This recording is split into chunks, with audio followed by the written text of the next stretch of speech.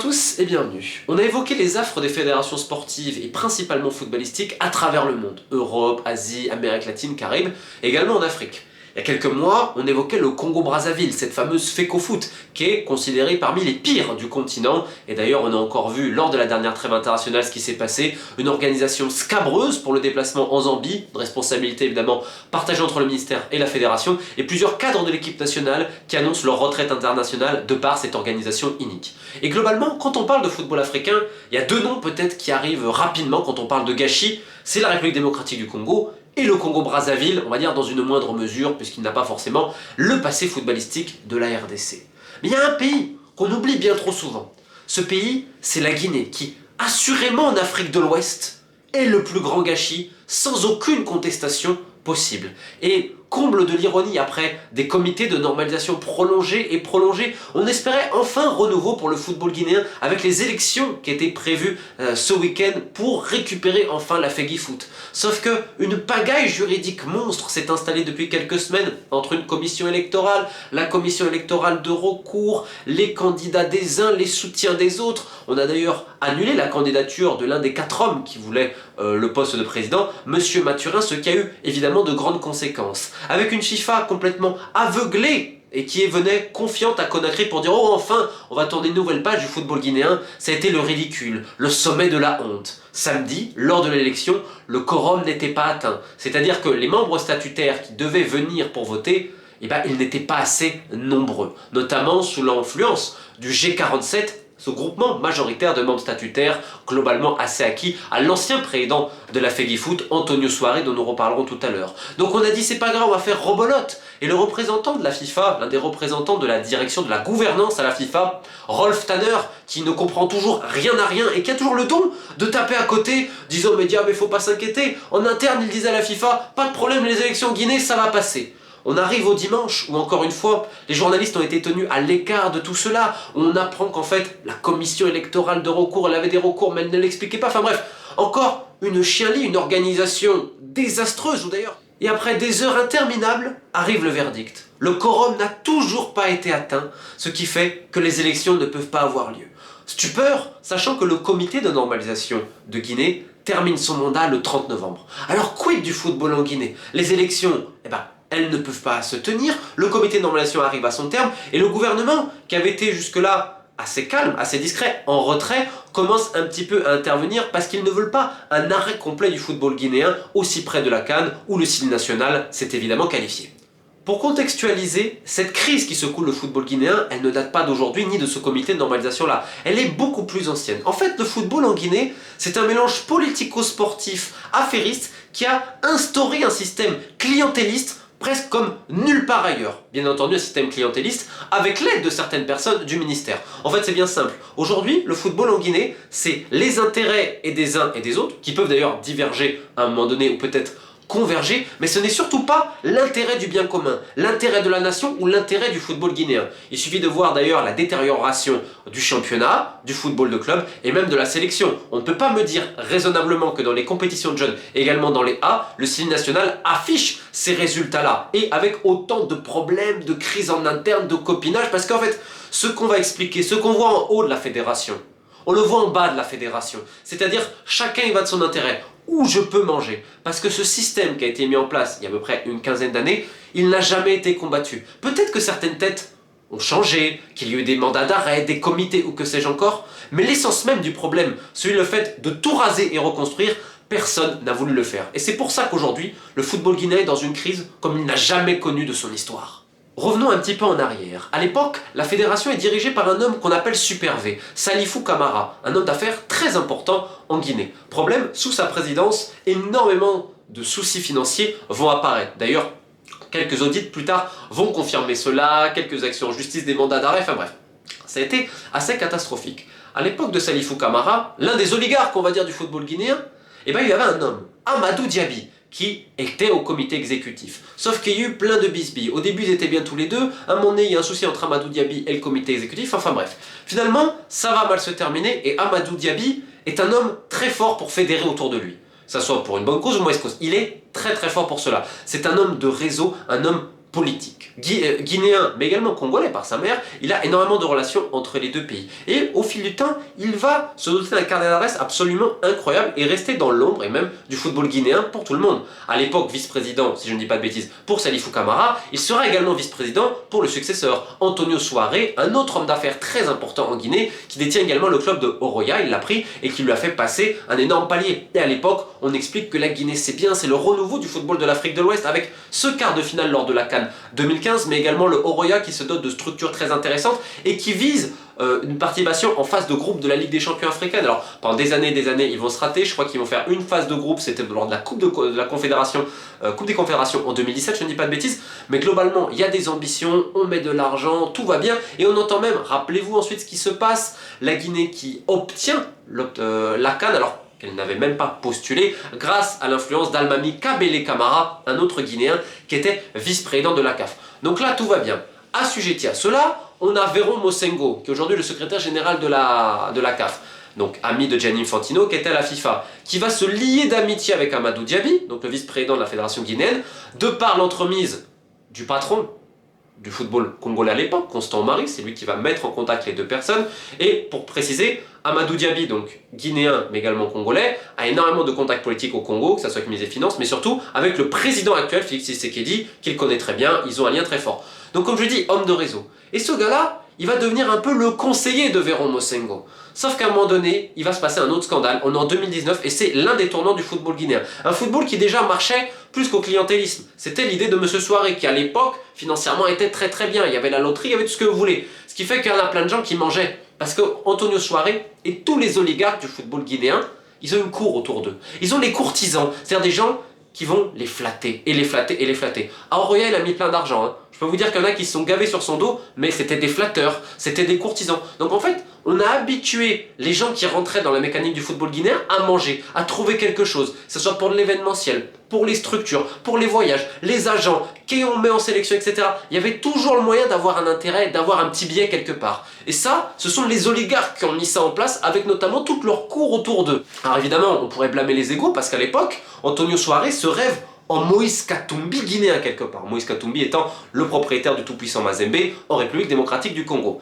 Bref, je passe en 2019 parce qu'il va se passer un truc très important. C'est le scandale lié au sélectionneur belge Paul Put, qui déjà n'avait rien à faire en sélection guinéenne. Ça a été évidemment une période très chaotique. On pourrait revenir aussi sur tous les sélectionneurs qui se sont succédés au Ciné national, il y aurait beaucoup à dire. Et donc arrive ce scandale avec Paul Put, et en fait, indépendamment de cela, il y a le conflit entre Amadou Diaby, le vice-président, et certains membres du comité exécutif. Donc là, bim bam boum, et en fait les deux affaires vont plus ou moins se chevaucher, et Amadou Diaby ensuite va agir en ce moment parce qu'il est devenu très très influent au niveau des instances. Antonio Souaré, qui perd de plus en plus d'influence au niveau local, on lui retire la loterie nationale, etc., qui était pour lui, c'est aussi une grande source de financement et tout cela, parce que Antonio Souaré a aussi été l'argentier de beaucoup de monde dans le football guinéen. Les ressources financières vont commencer à se tarir, et surtout en haut, au niveau de la feuille de la CAF, on va lâcher Antonio Souaré, celui-là même qui avait soi-disant la belle histoire, etc. Et encore une fois, ça s'attaque pas au système, ça s'attaque à certaines personnes, bien aidées par Amadou Diaby, qui siffle à l'oreille de la CAF et de la FIFA ce qu'il faut faire, etc.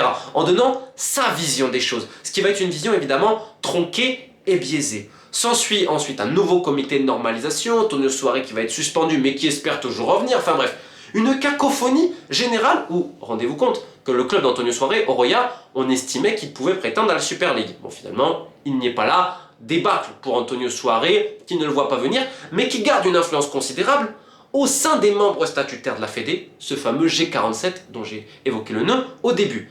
Arrive un comité de normalisation. Comité de normalisation, on a mis les copains.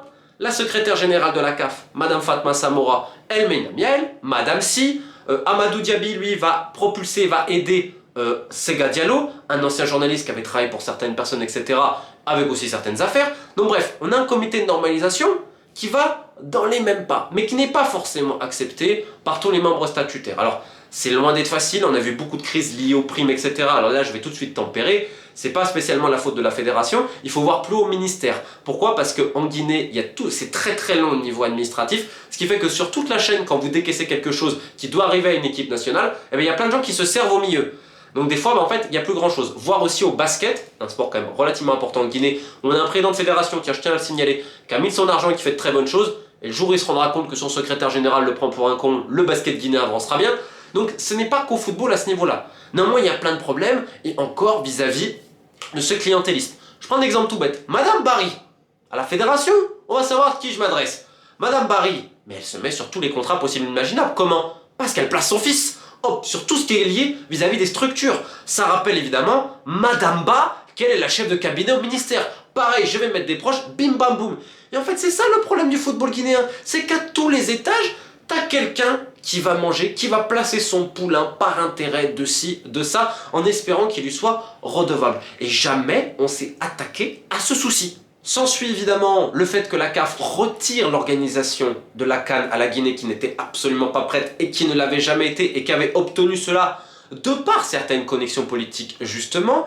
Finalement ça se tourne en débat, qu'on n'a même pas un stade aux normes à Conakry, l'équipe nationale a des résultats plutôt mièvres. Alors certes, il y a une qualification là encore à la CAN, mais lors des deux dernières CAN, tu te fais éliminer en 16e et tu montres pas grand chose globalement, notamment la dernière, tu te fais éliminer piteusement face à la Gambie 1-0, donc ça marche pas forcément et tout. Mais il faut voir l'ensemble de la pyramide, les résultats jeunes, le football de club, et là c'est une catastrophe. Et en fait chacun proteste les uns les autres. Donc on a ce comité de normalisation, un comité de normalisation dont on va pouvoir donner une information très importante.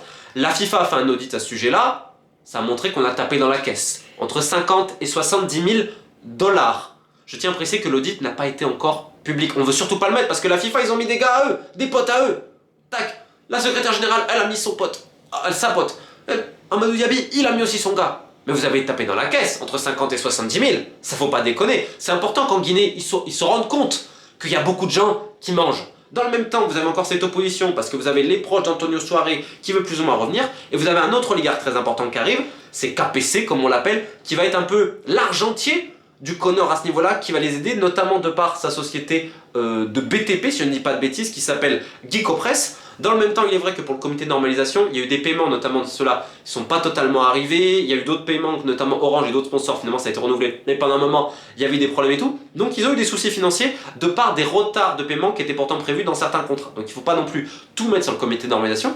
Mais par contre, c'est un comité qui voulait à tout prix être prolongé, parce qu'ils savent très bien que vis-à-vis de la CAN, qu'est-ce qui va se passer? L'État va décaisser de l'argent. Et c'est une manière aussi de faire du business. Et là, c'est l'ironie. Je vous passe les 4 candidats, etc. Il y avait encore le candidat plus ou moins de KPC, Bouba Sampil, qui est du moins qui bénéficiait de son réseau institutionnel, etc. dans sa liste. De l'autre côté, vous avez les anciennes soirées réunies derrière cette liste de Monsieur Mathurin. Finalement, il y avait un problème au sein du G47, un autre qui est parti, Monsieur Almami. Enfin bref.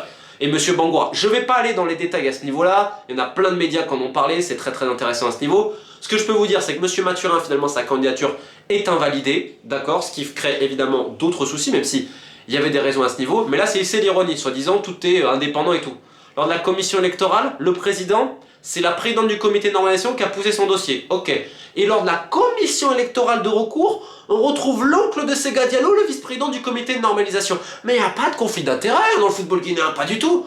Donc en fait, quand tu vois ça et ces petites combines en douce, ça pouvait pas passer. Tous les observateurs du football guinéen qui n'ont pas vraiment d'intérêt, par contre, eux, on les tue. On peut penser à un mec comme Alpha Baldé. Alpha Baldé, journaliste, qui était ensuite directeur sportif, je ne dis pas de bêtises, à Kaloum, etc., analyste vidéo, lui a osé dire certaines choses, on l'a flingué. Parce que vous mettez en péril les gens qui mangent. Et le jour où le peuple guinéen et les autorités guinéennes vont se rendre compte que ce football, qui quand même est censé être aussi une priorité étatique, même s'il y a d'autres priorités, on parle de la jeunesse et ils veulent pas que ça fasse de vagues.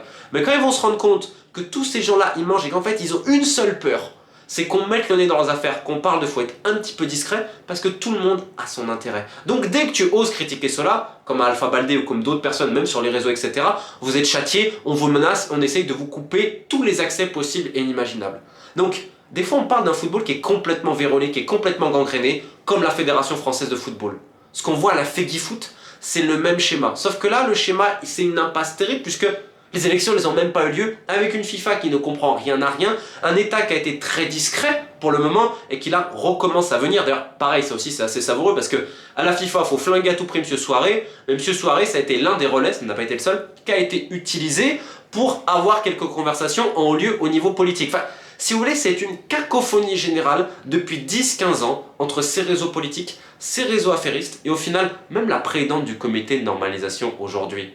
Quand tu vois son fonctionnement, mais en fait, tu as l'impression de revoir des reviviscences de Super V, d'Antonio Souaré, Quand tu vois KPC la même manière, parce qu'il y a cette guéguerre entre Antonio Soares et KPC, tu te dis waouh. Et au milieu, tu as Amadou Diaby, l'ancien vice-président de Super V, d'Antonio Soares, qui a monté une bisbille, qui a essayé de revenir mais qui n'a pas obtenu vraiment les parrainages, lui dit qu'il se concentre sur autre chose. Il avait quand même tâté le terrain, qui lui a placé quelques personnes ici et là et qui a donné toutes ces infos. Donc en fait, quand on réfléchit un petit peu plus, tous ces gens-là, est-ce qu'ils ont lutté pour l'intérêt du football guinéen ou ils ont lutté pour leurs intérêts et en premier lieu leur ego et en deuxième leur patrimoine? Je tiens à dire qu'un autre dossier de grande envergure va sortir autour de la FEGIFOOT, je suis en train de le finir, ce sera une enquête écrite qui fait aussi froid dans le dos. Je terminerai juste là-dessus. Quand vous voyez ce qui se passe dans le football masculin et quand vous voyez les intérêts de chacun, vous pouvez imaginer ce qu'on a couvert dans le football féminin.